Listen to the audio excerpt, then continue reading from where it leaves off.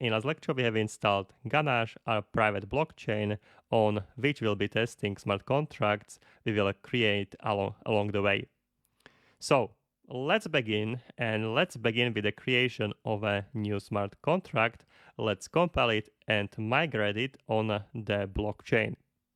Okay, so how can we do it? First of all, we need to go to our coding editors, of course, and we need to create a smart contract. Okay, so let's get here and let's create here a new contract. So in the contract, we'll create here a new file and we'll call it simply smart contract faucet. Faucet.sol. All right, so Solidity smart contract, and first we need to specify here a license. Usually it's a MIT license and also version for a compilers. So let's go to migrations.sol. Usually these lines I'm usually copying. I don't need to really write them by the hand because they will be basically same in all of the other smart contracts. It has a license type and Pragma Solidity version. So larger than the 0.4 and smaller than 0.9. Okay, we'll start with the contract keyword, contract, and we will contract keyword, and we'll provide here the name of the contract. So this contract will be called faucet.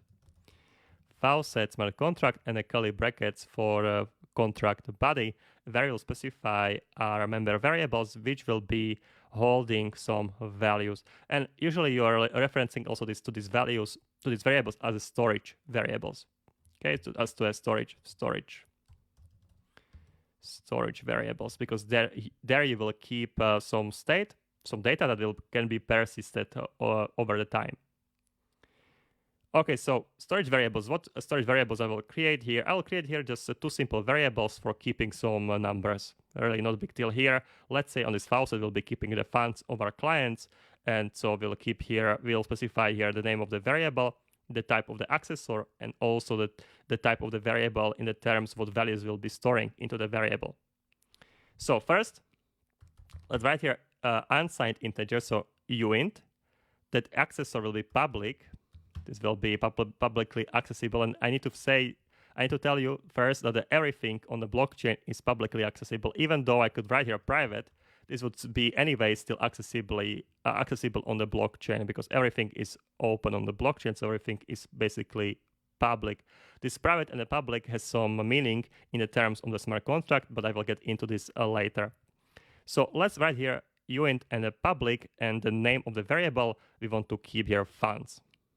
Okay, and let's say we'll keep here 1000 of ETH, or let's 1000 is enough. 1000 of ETH, and we'll end it up with the writing of the semicolon.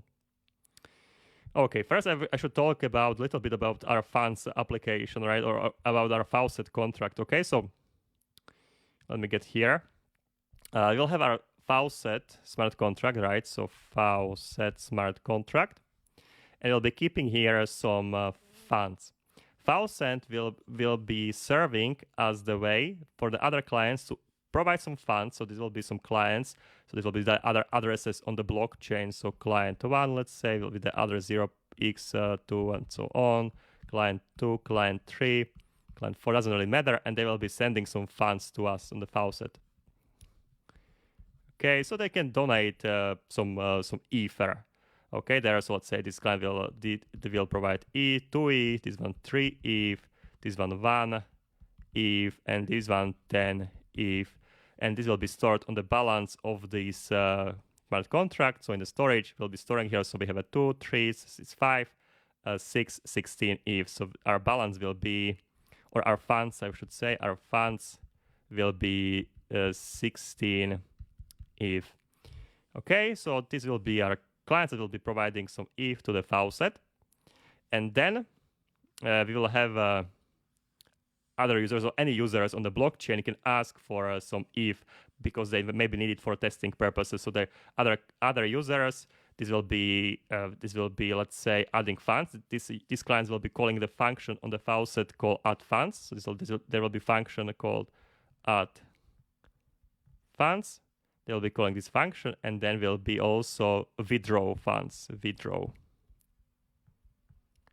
funds, and also the other users, also the same users can ask for some funds will be keeping in the storage of the faucet. So there will be other clients, let's say client 5, client 6, and so on, and they will be calling withdraw function, and will be getting from storage some funds. So let's say this client will send a transaction to ask for some ETH.